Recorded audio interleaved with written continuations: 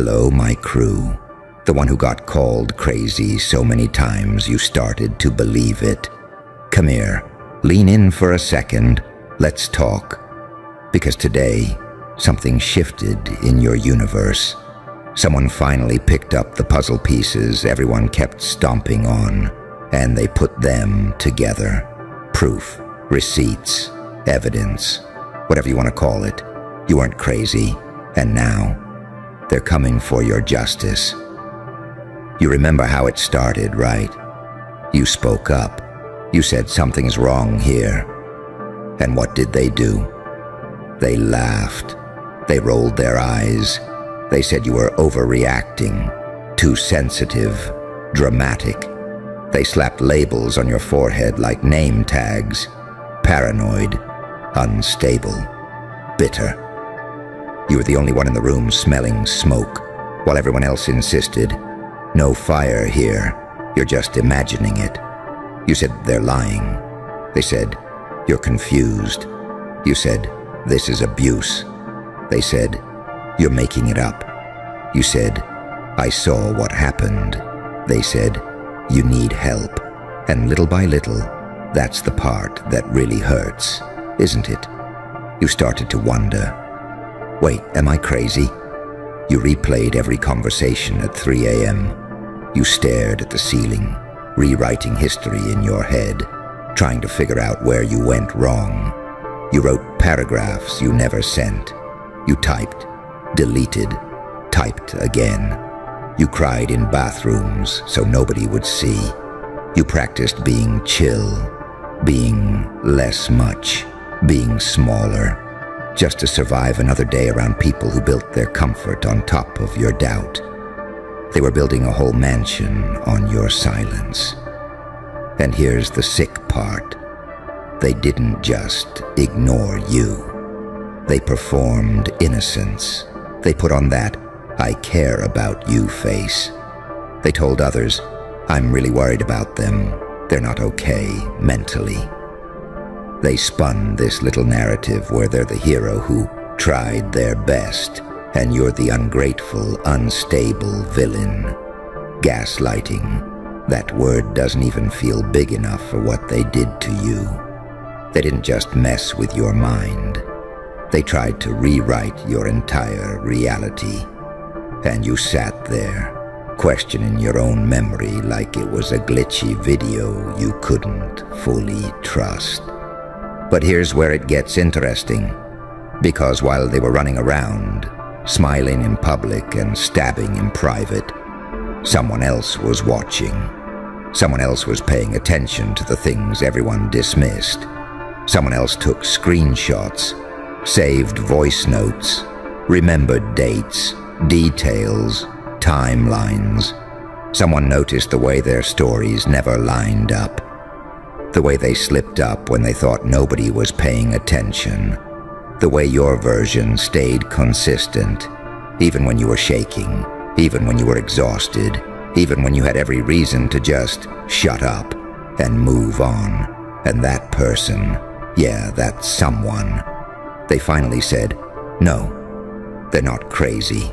I can prove it. You know what that moment is? That's your reality snapping back into place. All those times you stared at yourself in the mirror asking, maybe I really am the problem. All those breakdowns you had in secret, so you'd still seem functional in front of everyone else. That moment just walked in the room like, nope, you were right, they were wrong.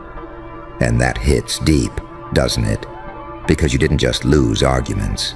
You lost years of self-trust. You lost friendships that chose the easy story over the true one. You lost sleep, appetite, confidence. Maybe you even lost pieces of your career, your family, your sanity. You swallowed so much disrespect just to keep the peace that it started to taste normal. Let me ask you something ugly. How many times did you apologize for things that weren't your fault? How many times did you text, I'm sorry if I misunderstood, when deep down, you knew you didn't misunderstand a damn thing? How many times did you walk away from a conversation thinking, why does it always end with me feeling like the villain? You bent yourself into origami just to fit inside their version of events. You made your truth smaller, softer, quieter, so you wouldn't cause drama. But here's the punchline. They were the ones writing the script.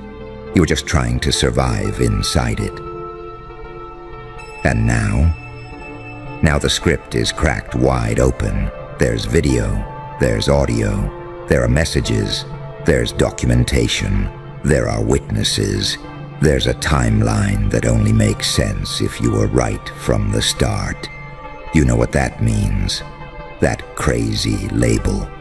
It was never yours to carry. They stapled it onto you because that was easier than looking in the mirror.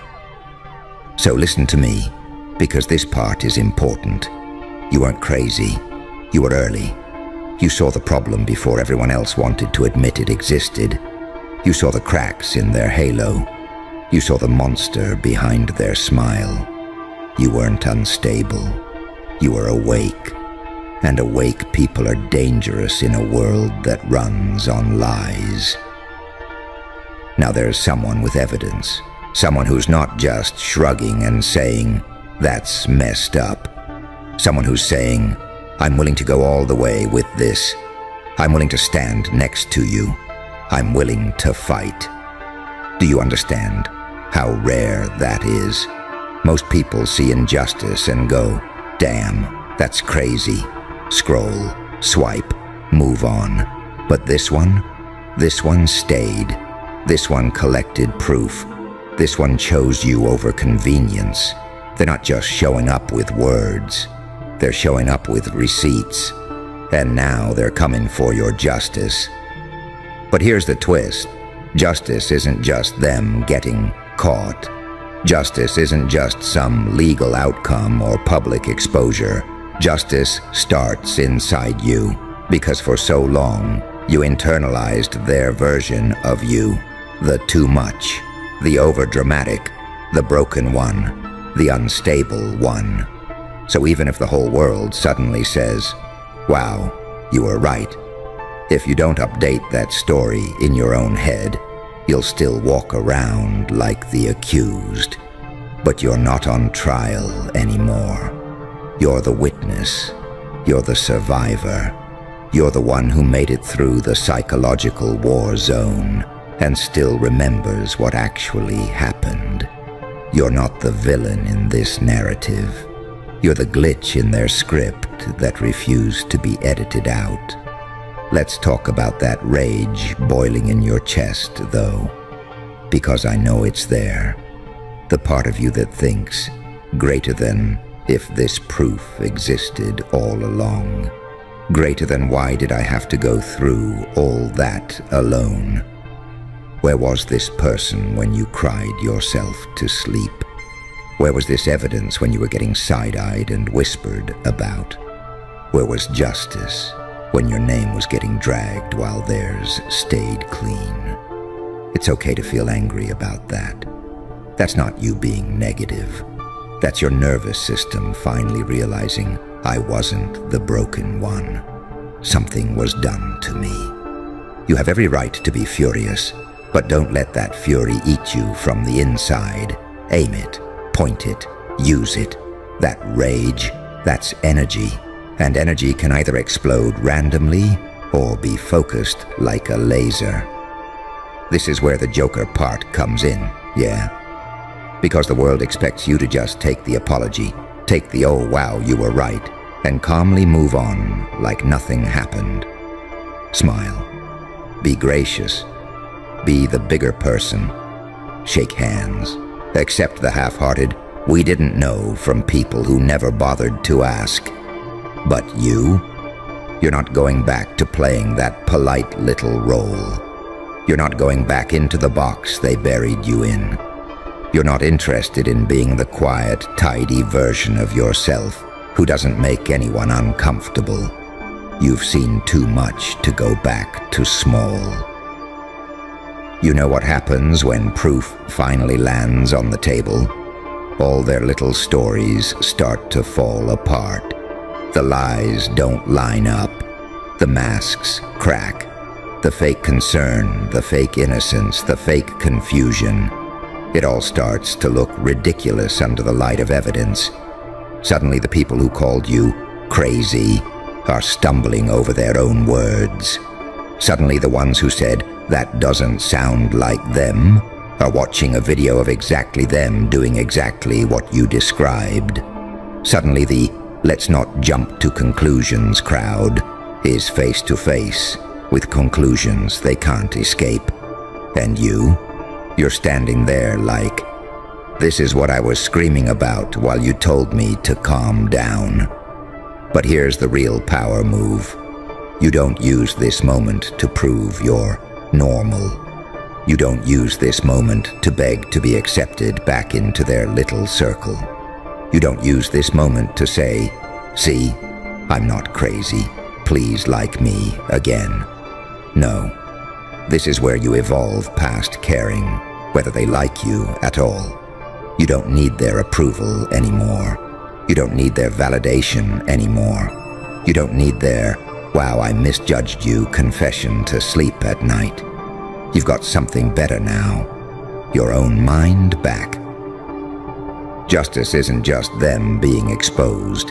Justice is you refusing to shrink back down. Justice is you saying, greater than, "I will never again apologize for seeing clearly." Justice is you trusting your instincts the next time you smell smoke, even if everyone else is saying, "Relax, it's fine." Justice is you walking away at the first sign of manipulation instead of waiting for the fire to reach your room. Justice is you setting boundaries so high they need a ladder to get near you. And you're not handing out ladders anymore. This someone who's coming with proof, they're important, yeah, but don't get it twisted. They're not the hero of your story. You are. Because they saw something, but you lived it. They collected evidence, but you survived the war zone that created it. They're brave for stepping up now. But you were brave when nothing and no one had your back. Don't erase your own courage just because you're finally being believed. You weren't weak all this time. You were strong enough to hold on to your truth in a world that insisted it didn't exist. That's not weakness. That's spine of steel type strength. And look, I know part of you wants revenge. Not just justice, revenge. You want them to lose what you lost. You want them to feel what you felt. You want their world to crack the way yours did. That's human. Don't shame yourself for that, Shadow. You went through hell. It's natural to want the flames to spread. But here's where things get strategic. If you let revenge drive the car, you end up in the same ditch they came from. Because they lied to look powerful. They manipulated to stay in control. They twisted the story to protect their image. You're not here to become them with better evidence. You're here to be different.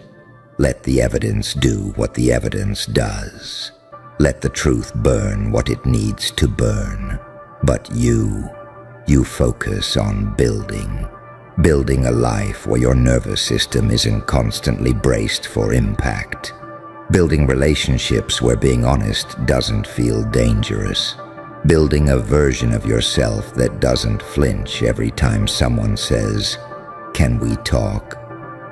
Think about who you are now compared to who you were before they did all this. Back then, you still thought everyone had good intentions. You gave benefit of the doubt like candy. You ignored red flags because you didn't want to be negative. Now, you read energy. You catch patterns. You notice contradictions. You hear what people don't say. You're not naive anymore.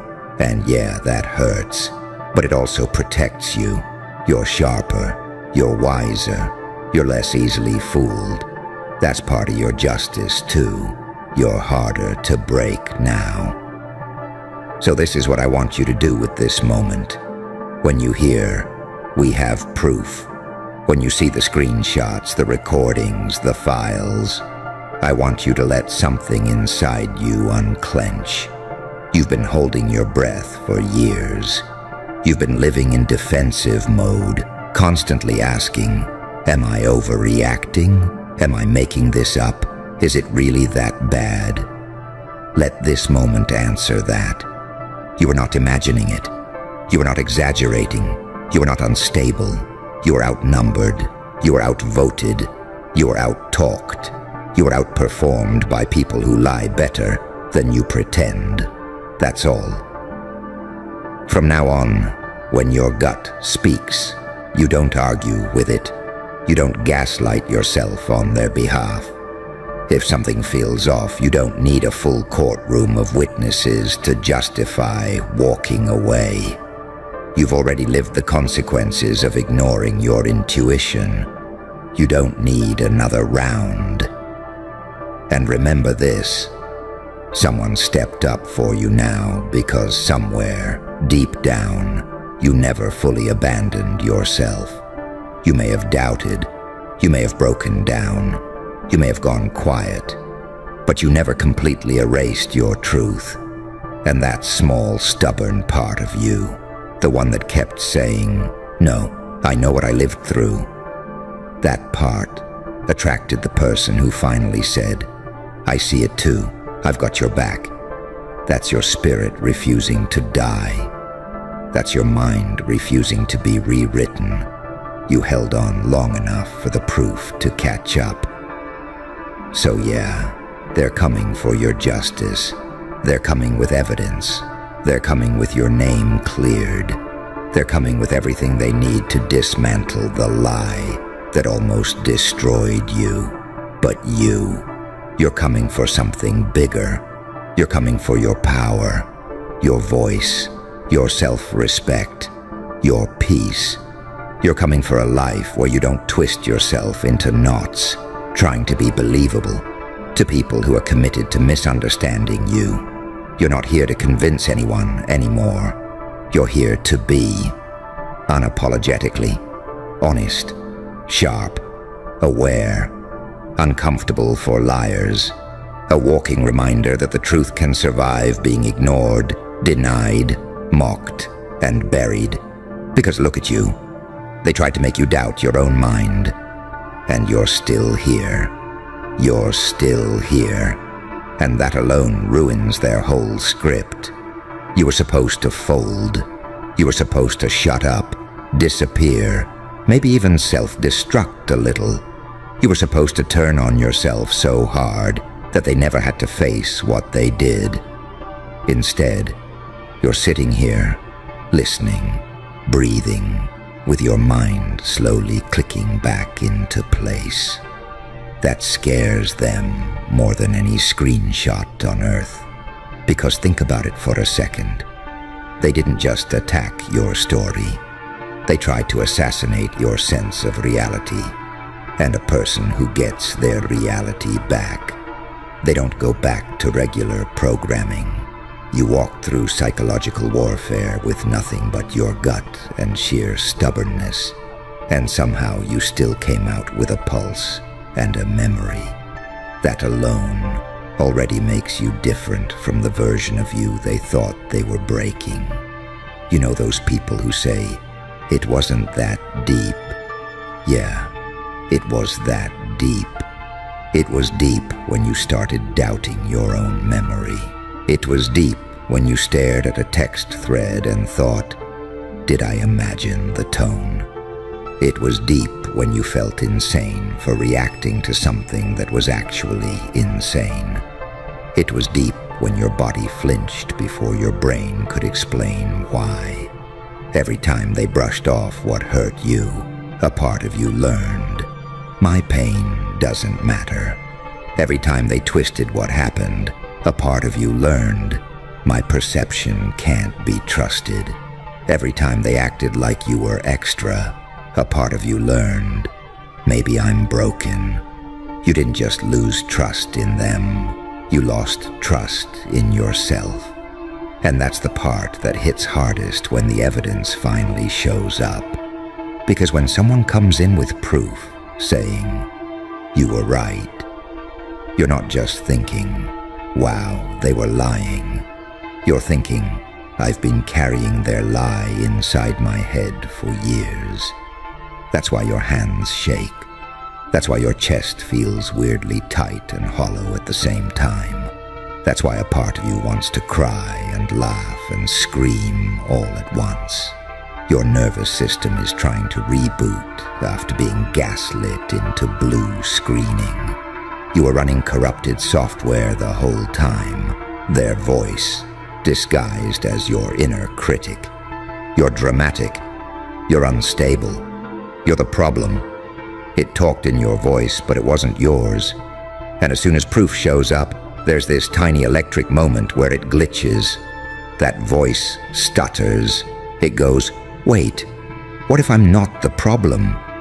That's the moment I'm interested in, because that's the doorway. You know what really messes them up? Not the evidence itself, not the messages, not the recordings. It's you, refusing to collapse when their mask finally slips. They expect you to be either completely destroyed and useless or bloodthirsty and reckless. Both of those make you easy to dismiss. If you're a wreck, they point and say, "See? Unstable." If you're wild with revenge energy, they say, "See? Dangerous." You being clear, grounded, calm in a dark, unsettling way, that terrifies them. There's a kind of quiet that's scarier than shouting. You're stepping into that. You're not deranged. You're not foaming at the mouth. You're just done playing dumb for their comfort. It's that energy of greater than "I see everything now," greater than "I remember everything," greater than "and I'm not gaslighting myself about it anymore." That's Joker energy right there. Not the cartoon chaos, the unnerving clarity, the part of you that looks at the whole situation and goes, "Oh, the game was rigged from the beginning." All those times they forgot what they said. All those "I never said that" moments. All those "you're twisting my words" accusations. You weren't crazy. You were talking to someone who edits reality mid-sentence. And you kept trying to have a logical conversation inside their funhouse mirror. Every time you said, "Look, this hurt me," they didn't address the hurt. They attacked your ability to feel hurt. You were playing chess. They flipped the board and blamed you for the mess on the floor. Now the receipts are sitting there like, "Actually, here's the board. Here's every move. Here's the exact moment they lied." You know what that does? That gives you back context. You stop wondering if you overreacted.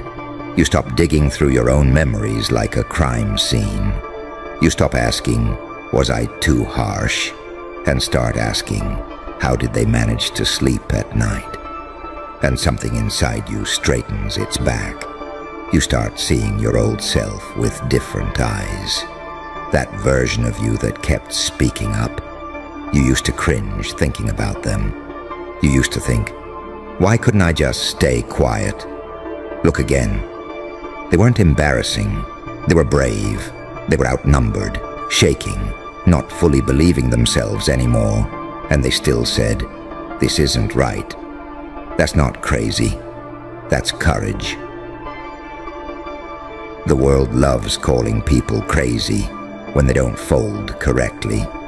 You didn't collapse on cue. You didn't break in a way that made anyone else comfortable. You got loud at the wrong time. You cried in the wrong room. You told the truth to the wrong person. You messed up the vibe. They weren't trying to protect truth. They were trying to protect comfort. Your voice was bad for business. Apologies are expensive. Accountability is expensive. Admitting you were wrong costs ego, status, control. Easier to shove you into the unstable box and move on. And yet, here you are, with proof landing like a hammer on the glass. Kind of funny, right? They gambled everything on you never being believed. And the universe handed someone the exact receipts they never wanted to exist. There's another layer to this that eats at you. The people who watched and stayed quiet. Not the main villain, the side characters. The ones who saw things, heard things, felt in their gut that something was off. But they chose silence over discomfort. You begged them with your eyes. You hinted. You vented in half sentences. You dropped little pieces of the truth to see if anyone would catch them. They shrugged. They changed the subject. They said, "Yeah, that sounds rough," and went back to their life. And you felt abandoned by people who technically didn't do anything. That didn't do anything is exactly the problem. Silence is never neutral. It always tips the scale toward whoever has the most power. You were screaming underwater while they stood poolside saying, "I don't really want to pick sides." And now evidence is here, and suddenly people want to act shocked. Wow, I had no idea. It didn't seem that serious. If I'd known it was that bad. You did know. You just didn't want to get your hands dirty. And yeah, that stings. It makes your chest feel weird.